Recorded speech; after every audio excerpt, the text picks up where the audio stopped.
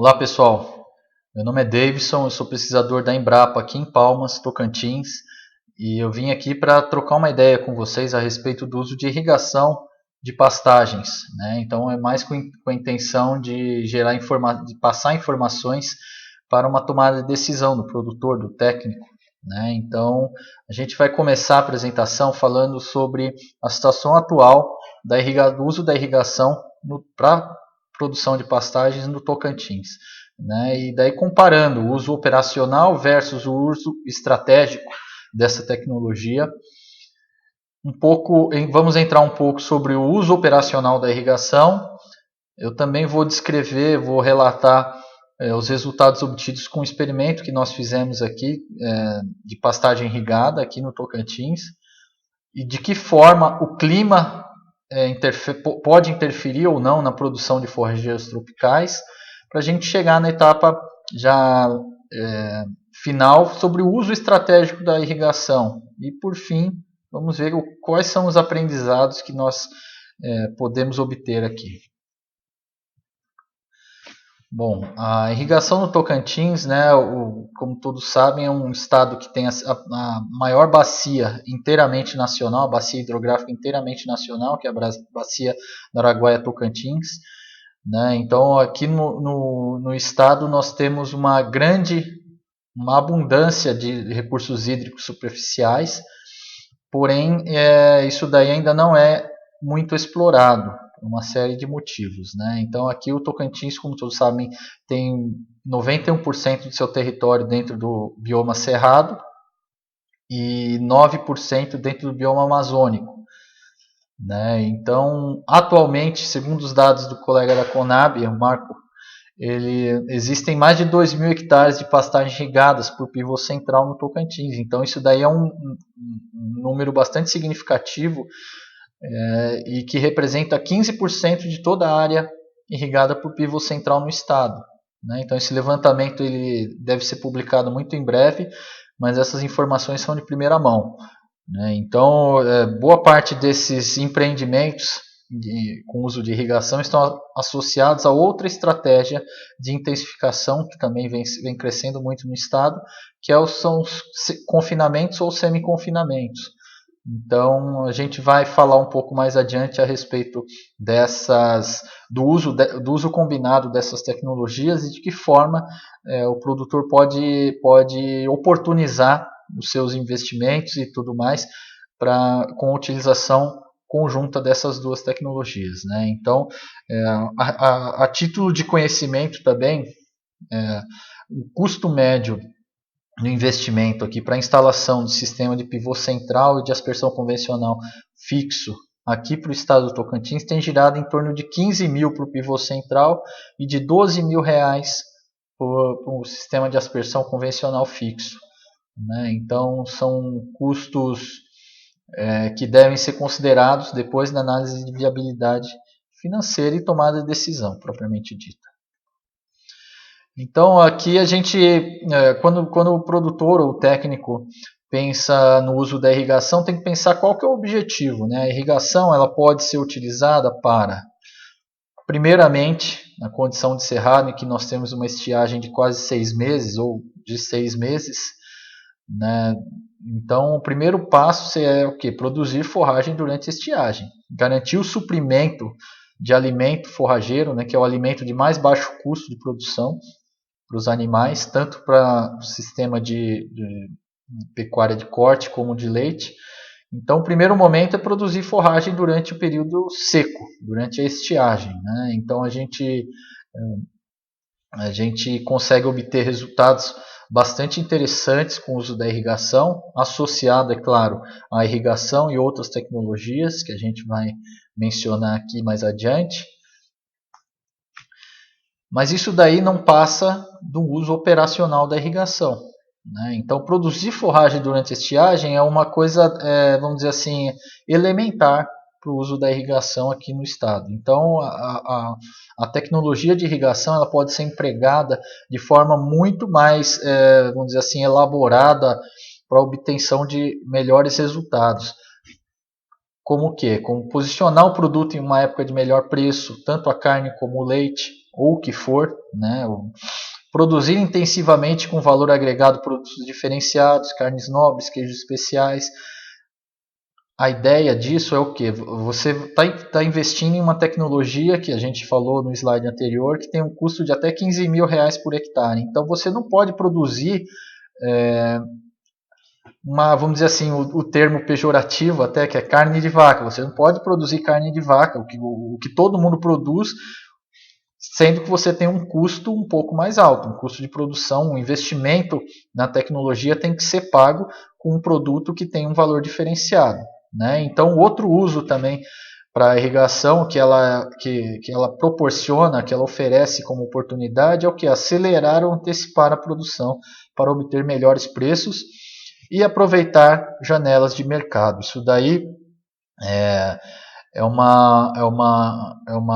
que a gente chama de uso estratégico da irrigação. Então a gente passa pelo uso operacional e vai além, né? Então a gente passa a utilizar essa tecnologia, que é bom dizer, utiliza um recurso natural finito, né? Então o investimento na tecnologia é feito, vai estar utilizando um recurso natural, que é a água, finito, e que é objeto de conflito em alguns lugares, né? Então a gente tem que justificar esse investimento para produzir algo de uma forma muito mais eficiente, muito melhor do que um sistema convencional.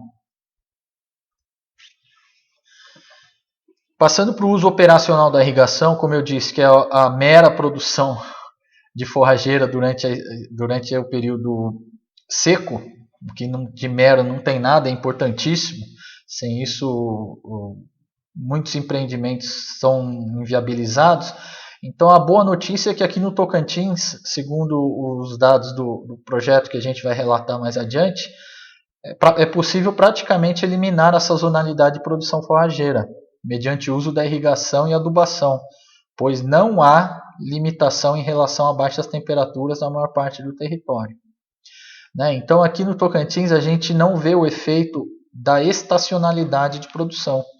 Estacionalidade de produção é aquele efeito em que há uma queda de produção muito grande, né, durante um período do ano, geralmente associado à seca, mas também está associado a baixas temperaturas, né, então a fotoperíodo.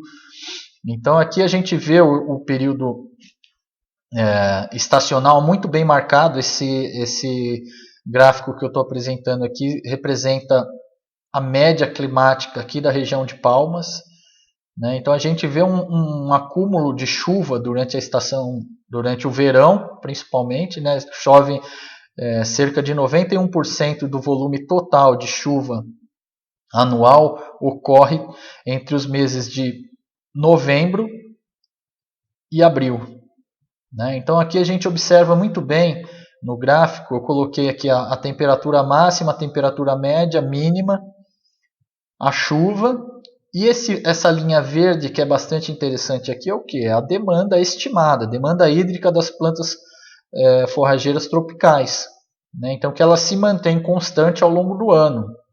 Então a gente observa que, falando-se somente em chuva, em oferta hídrica, a gente vê que durante um período de janeiro a abril, a oferta hídrica supera a demanda, atende toda a demanda, né, havendo excedente. E também entre novembro e dezembro. Então, entre novembro e dezembro até abril, a demanda é plenamente atendida. Só que a partir de abril, de maio até outubro, verifica-se o que? Um déficit, né? Então, nesse período, que é a oportunidade aqui para a condição de Palmas e região, para o uso da irrigação, uso operacional da irrigação, garantindo a produção de forrageiras tropicais, né? Então esse gráfico representa muito bem. E outra coisa que eu chamo a atenção, se a gente olhar aqui do lado direito na escala, a média de temperaturas, né? Então aqui nós verificamos a máxima atingindo pouco mais de 35, entre 37 graus, né, em setembro, a média por volta de 32 graus também em setembro, só que a mínima, eu chamo a atenção aqui muito para a mínima, que ela pouco passa dos 20 graus, não fica abaixo dos 20 graus, o que isso daí é altamente desejável. A gente já tem resultados de pesquisa indicando que o crescimento das plantas forrageiras tropicais cessa abaixo de 16 graus.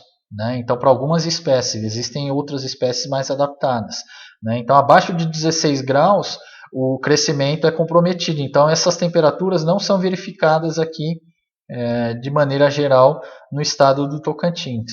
Né? Então, aqui esse gráfico de clima é da região de Palmas, mas pode representar toda essa parte central do estado. Né? Bom, e agora eu quero falar um pouco a respeito dos resultados que nós obtivemos com um experimento que foi conduzido entre 2015 e 2016. Foi um experimento que foi realizado aqui próximo de Palmas, em uma área comercial, uma fazenda Serra Verde, em Lajeado. Aqui estão as coordenadas, tal. E foram 19 ciclos de pastejo, com intervalo de 21 dias, né? E foi conduzido entre agosto de 2015 e setembro de 2016. O capim utilizado foi Massai.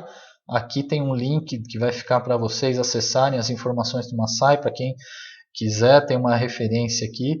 É um capim que foi lançado pela Embrapa em 2001, né? Então já tem alguns anos no mercado e tem o seu uso direcionado muito para a produção de ovinos, principalmente, e que foi o caso aqui desse experimento. Esse experimento foi pastejado por ovinos, né? Então por isso que foi utilizado esse capim. Foi feita toda a análise e correção e adubação do solo, seguindo o manual do Cerrado, né? Que é o mais indicado aqui para a região. Foram aplicados 350 kg de nitrogênio por hectare por ano, sob a forma de ureia. Né? Então vale ressaltar também que o solo aqui dessa fazenda onde foi conduzido esse experimento é um solo com 88% de areia. Né? Então foi um desafio também para a formação e condução do pasto. O sistema de irrigação utilizado foi por aspersão convencional fixo. Né? Então, para um sistema de ovinos, a aspersão fixa atende muito bem, porque são animais de pequeno porte, né? Então não oferecem risco ao sistema. E foram aplicadas 3 lâminas correspondentes a 0, 50 e 100% de evapotranspiração. Além disso, tem o fator de manejo que foi incorporado também aqui ao tratamento, que são 2 alturas de resíduo pós-pastejo, com 20 e 30 centímetros de altura. Então, foi feito um pastejo mais leniente e um pastejo um pouco mais agressivo, vamos dizer assim, para avaliar o efeito disso sobre a produção. Então aqui o quadro representa os 6 tratamentos que foram obtidos pela combinação entre a lâmina de irrigação e a altura de resíduo. Então aqui para ter maior entendimento, o tratamento de sequeiro ou 0% de evapotranspiração com altura de resíduo 20, 0% com 30, 50% 20, 50% 30, 100% 20, 100% 30.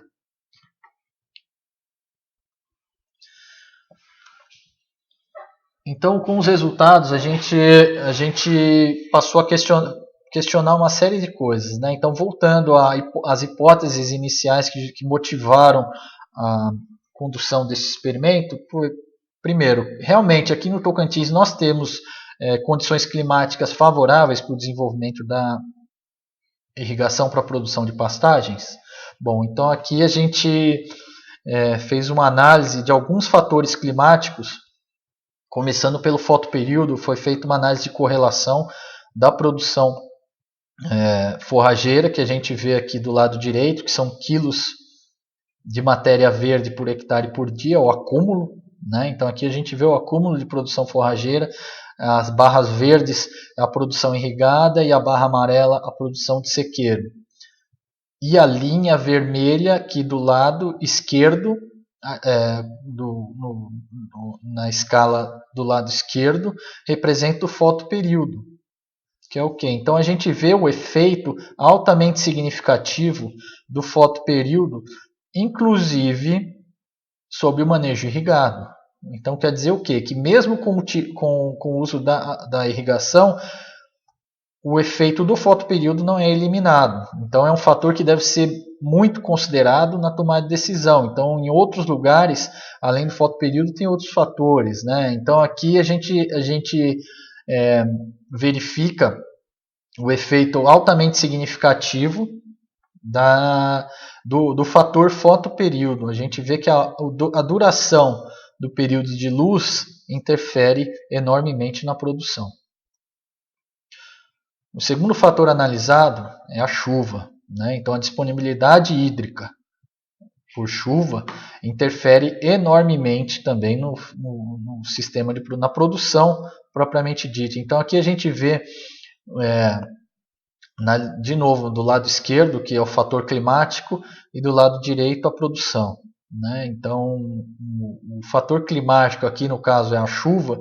A gente observa que houve um comportamento bastante um pouco atípico, porque houve um veranico bastante pronunciado entre fevereiro aqui, né, que representou até uma baixa na produção.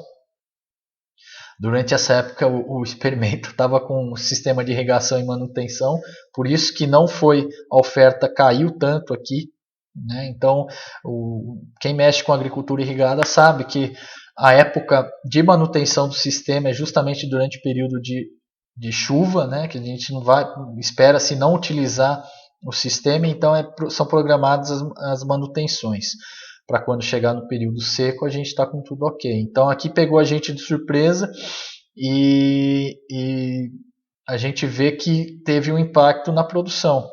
Então o veranico, mesmo durante o período chuvoso, o veranico teve um impacto muito grande na produção de um ciclo, né? Então foram 19 ciclos entre agosto e setembro, né?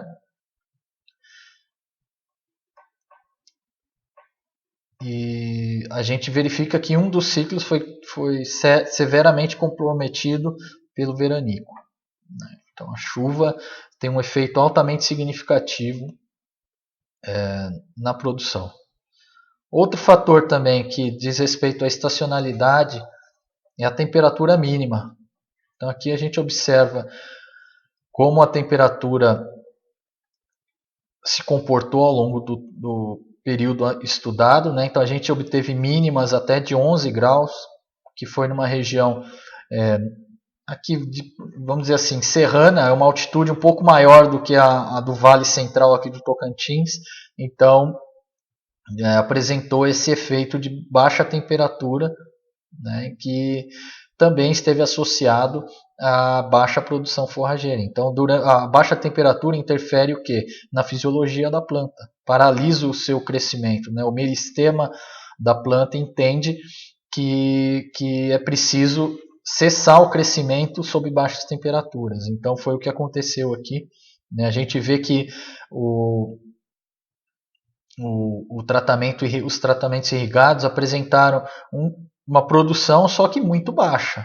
Então quer dizer o quê? Que mesmo com oferta hídrica satisfatória, plenamente atendida, o fator temperatura é preponderante, então limita a produção. É o que se verifica nos estados do sul e sudeste do país, né? Então a gente vê que mesmo com o uso da irrigação, a produção é severamente limitada por causa da temperatura. Então aqui a gente vê o nível de significância da temperatura mínima é muito grande para a produção. O próximo fator climático é a umidade relativa, né? Então que a gente teve um comportamento também aqui de novo no veranico, a gente vê uma queda abrupta, né? Então é lógico que no sistema irrigado não teve significância porque obviamente já está sendo atendido por irrigação. Agora no sistema de sequeiro teve uma grande importância, né? A umidade relativa que está associada justamente à chuva, a umidade relativa do ar está associada à ocorrência de chuvas. E por fim a radiação, né? Então a gente vê aqui como a radiação se comporta ao longo desse período, que foi quase um ano, praticamente um pouco mais de um ano, né, a que foi avaliado. Só que, surpreendentemente, pelo menos para mim, não teve efeitos significativos sobre a produção, né? Então, nesse caso, a gente vê que um fator com o qual a gente não precisa se preocupar é a radiação. Aqui são os resultados obtidos, pessoal. Então, a gente dividiu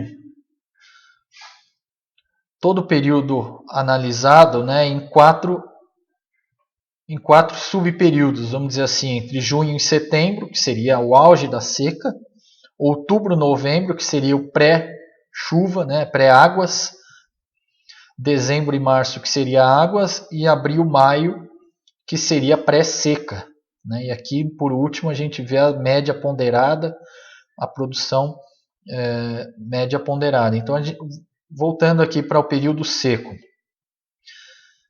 Aqui a gente vê na primeira barra a média produção de acúmulo do tratamento seco, né? Então foi 2 kg por hectare por dia, ao passo que aqui o tratamento de altura de resíduo 30, aqui altura 20, altura 30, caiu pela metade.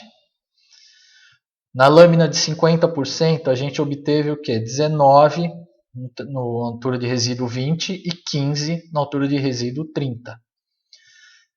Ao passo que, atendendo plenamente a demanda hídrica da planta, 100% da irrigação, a lâmina de altura de resíduo 20 obteve 29 kg por hectare por dia, ao passo que com altura de 30, 21%. Eu chamo a atenção nesse gráfico, pessoal, que isso daí foi verificado em todas as épocas.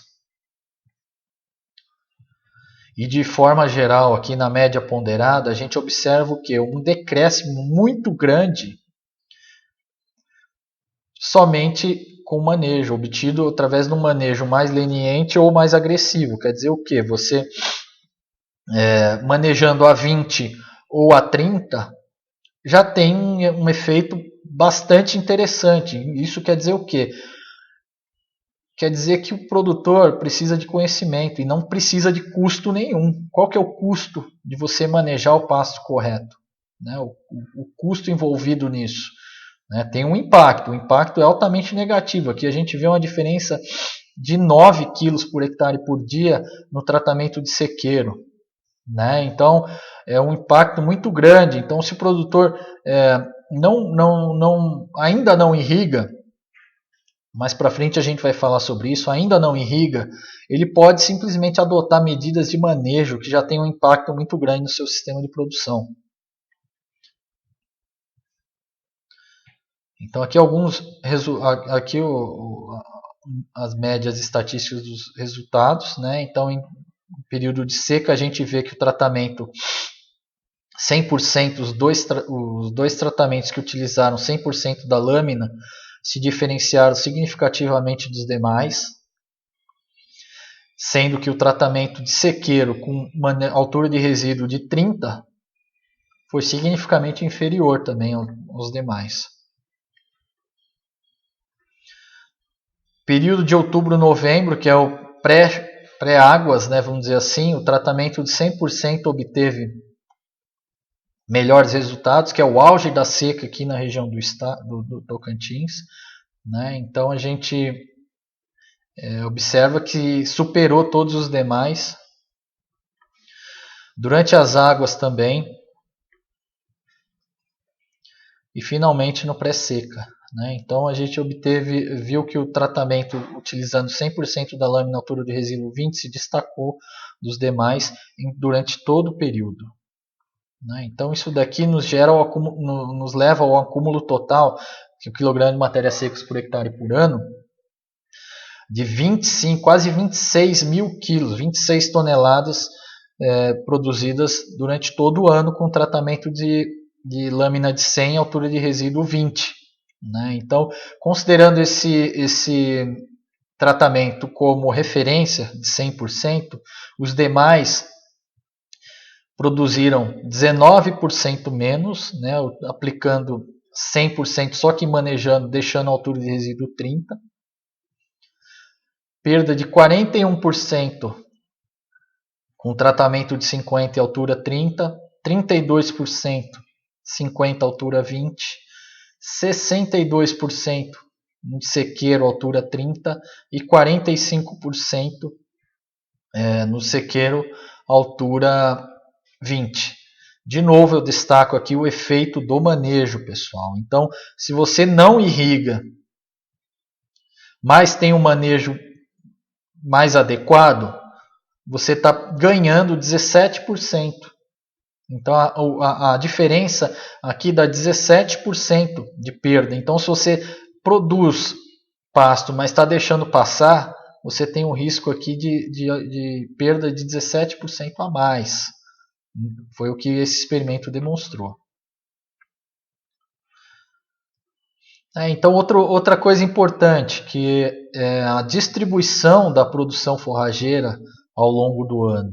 Né? Então, com o sistema de sequeiro, a gente vê que o período da seca, de junho e setembro, produz somente 2%, né, do acúmulo total forrageiro. Então, é uma produção muito baixa, que exige o uso de outras estratégias, né, como suplementação mais pesada, ou até mesmo venda de animais. Né? Então, é uma série de medidas que devem ser tomadas para lidar com isso, ao passo que tem 59% da produção concentrada durante o período chuvoso. Né? Então, isso daqui a gente vê uma distribuição da produção de forragem anual muito desigual. Ao passo que com o uso da irrigação a gente tem uma proporção um pouco melhor, ainda com uma predominância durante o período chuvoso, só que com uma proporção mais igualitária entre os outros períodos. Né? Então esse é um efeito bastante interessante também, observado com o uso da irrigação. E por fim, o que interessa, aqui a gente fez uma estimativa que é a taxa de lotação. Né? Então a gente fez uma estimativa utilizando estes parâmetros, né, além a produção e considerando esses parâmetros, com uma taxa de área de ingestão 2,5% no irrigado e 2% no sequeiro, ingestão diária de matéria seca de 11,25 kg no irrigado e 9 kg no sequeiro, e uma eficiência de pastejo de 80% no irrigado e 40% no sequeiro. Né? Então isso daí nos deu uma estimativa de taxa de lotação de quase 7 unidades animais por hectare, utilizando 100% da irrigação e manejando a 20% de altura. Então, de novo, a gente utiliza esse dado como 100%, e daí os demais a gente quantifica quanto se perde, né, em relação ao tratamento 5.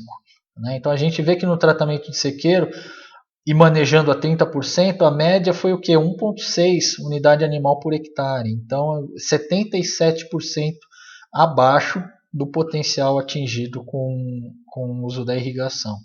Né? Só que, de novo, eu chamo a atenção aqui para o sequeiro, para o manejo da altura do pasto. Então, simplesmente manejando a altura do pasto em sistema de sequeiro, você reduz a sua perda em 12%. Né? Então, você manejando a 20%, você reduz a sua perda 12% em relação a manejar a 30%. Então, isso é bastante importante. Eu acho que é uma observação que deve ser levada em consideração. Feito isso, a gente parte para vamos dizer assim, para o filé, que seria o que? A gente falou do uso operacional da irrigação, que seria o que? A produção, garantir a produção de forragem durante a estiagem e manejar isso daí de uma forma apropriada. Né? A gente ter uma eficiência de colheita interessante. Então aqui a gente, além de produzir, a gente tem que ter uma colheita interessante, não só produzir o pasto. E a gente tem que ter uma colheita eficiente para evitar que aquele investimento não se perca, não fique com o pasto passado de baixo teor nutritivo. né? Então, para isso, a gente, conhecendo isso, a gente já passa a fazer um novo uso da irrigação, que realmente alcançando o potencial que o uso dessa tecnologia pode oferecer, que seria o que? A gente usar de forma estratégica, que é o que? O conhecimento das diferentes formas de aplicação da tecnologia de irrigação permite o acesso a uma série de oportunidades. Que oportunidades são essas? Então, aqui no caso, eu peguei o gráfico com a média histórica do indicador do boi gordo, tanto no estado de São Paulo, pelo CPEA, como a média daqui do estado do Tocantins, na Seagro. Então, a gente vê um comportamento bem marcado, né? A gente vê que é bem sazonal, a gente vê que tem épocas em que o preço está bem melhor do que em épocas de baixa. Então, o uso da irrigação permite a gente acessar e programar a produção. A gente pode se programar para ter o produto numa época de melhores preços, né? Então, isso daí envolve, é lógico, um planejamento muito criterioso, principalmente assistência técnica de qualidade, né? Então, o produtor ele tem que estar bem antenado com o mercado e estar craque no uso das tecnologias para conseguir usufruir dessas oportunidades. Aqui a mesma coisa, o preço do bezerro, né? Então a gente observa que para quem mexe com cria, né, a gente tem que pensar que o uso da irrigação nós temos que privilegiar uma determinada categoria, que vai gerar o meu produto, né? No caso, aqui o preço do bezerro, a gente vê também que existe uma questão sazonal, com picos de alta, né? Com picos de preços altos, que podem ser, a gente pode programar o nosso sistema de produção para ter animais disponíveis nesse período, né? Então, aqui a gente vê o preço do bezerro no Tocantins, que isso daí é um fator já observado, que alguns autores enxergam como limitante do uso de tecnologias, que é o custo da reposição, que a gente observa aqui comparado à média de São Paulo. A gente observa, por exemplo, que enquanto aqui a escala está girando em São Paulo está girando de 580 a 640, aqui no Tocantins está entre 850 e 1150. Então é uma diferença muito grande, né, que pode impactar na viabilidade econômica do uso da tecnologia. Aqui no caso da produção leiteira, a gente observa os ciclos, né, de preço muito bem marcados. Então a gente vê que tem uma sazonalidade muito marcante, tanto no Tocantins como no Brasil de forma geral, e que essa linha tracejada representa a média. Então aqui a gente vê claramente que metade do ano fica abaixo da média, metade fica acima, né? Então isso daqui para o sistema de produção leiteira a gente já enxerga um potencial de uso da irrigação muito claramente, né? Então fica bem nítido de observar o potencial de uso, né? Então a gente garante não só garante a produção, como posiciona a produção numa época em que não tem oferta do produto e que consequentemente os preços são melhores. Então, pessoal, aqui a mensagem que eu queria deixar para vocês, o que ficou de aprendizado, né, com toda essa experiência que nós tivemos, tanto com o experimento, com a conversa com os produtores, com os técnicos. Então a gente percebe o quê? Que os dados apresentados demonstraram o impacto positivo que o uso da irrigação pode causar nos sistemas de produção pecuária. Porém, mais do que o efeito da irrigação, os resultados do experimento demonstraram o efeito significativo do manejo sobre o sistema de produção, né? Então a gente percebeu que mesmo em sistemas de sequeiro, a intervenção técnica por meio do manejo já tem um impacto muito grande na produção, né? Isso daí não tem um custo envolvido. Então, basicamente, o conhecimento, a aplicação do conhecimento, a aplicação das tecnologias de forma correta tem um impacto muito positivo. Então, antes de irrigar, deve-se dominar o uso de tecnologias de menor custo. Quais seriam elas, né? Então, a gente costuma falar aqui na Embrapa com a nossa equipe que a tecnologia que tem maior relação benefício-custo, qual que é? A análise de solo. Você conhecer o teu solo, saber quanto de adubo você deve aplicar de forma precisa. Então tem a questão econômica levada em consideração, né? Então o produtor, o pecuarista, principalmente aqui no estado, no caso, tem que dominar tecnologias de menor custo e ir contra modismos, né? Então fazer o feijão com arroz bem feito gera muitos bons resultados, né? Então, no futuro, com a qualificação, com a experiência, passar a investir em tecnologias que são mais exigentes, vamos dizer assim. Então, para isso é fundamental a assistência técnica qualificada, auxiliando o produtor a enxergar o melhor caminho. Ninguém faz nada sozinho, né? Então, hoje o acesso à informação é diferenciado, hoje está num celular, a gente está no bolso, né, a informação, então os interessados têm que correr atrás e não ficar comendo poeira, né? Então não existe mais desculpa a falta de informação. Então, mas nada substitui a assistência técnica qualificada. O produtor tem que ter um auxílio técnico qualificado, né, para trocar ideias, para fazer um diagnóstico, fazer um planejamento, né, traçar objetivos, metas e objetivos para que obtenha sucesso no sistema de produção, né? Então aqui a mensagem final é o quê? Usar tecnologias de forma ineficiente é pior que não usar, né? Então a gente observa isso claramente aqui no efeito da taxa de lotação, por exemplo. Aqui a gente vê que o uso da irrigação a 50% seria o quê? Aqui está representando o quê? Um uso ineficiente. Eu estou aplicando uma lâmina menor do que eu deveria. Isso daí teve um impacto de perda de 32%. Né? Então eu estou utilizando a irrigação e estou perdendo 32% somente em questão de manejo de irrigação, né? Então, a partir do momento que é feita a tomada de decisão pelo uso da tecnologia, o produtor tem que se qualificar para utilizar essa tecnologia de forma eficiente para que colha realmente os frutos esperados, né? Então, usar tecnologias de forma ineficiente é pior do que não usar. Ok? Então, eu agradeço a oportunidade aqui pela Embrapa, né? Então estamos nessa novidade aí da AgroTeams digital. Então é uma vanguarda aqui na região norte no país. Então é uma satisfação poder contribuir para essa feira, da qual nós participamos já fisicamente há muitos anos. Só que devido às circunstâncias desse ano, então esse ano é digital. Então a gente espera ter atendido e permanece à disposição, né? Não percam as demais palestras, demais apresentações que vão ser preparadas. Toda a nossa equipe aqui da Embrapa está empenhada em oferecer o melhor conteúdo para vocês e estamos juntos sempre. A Embrapa não para.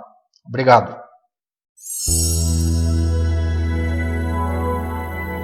Embrapa e AgroTeams. Há 20 anos desenvolvendo o agronegócio no Tocantins, no Mato Piba e no Cerrado Brasileiro.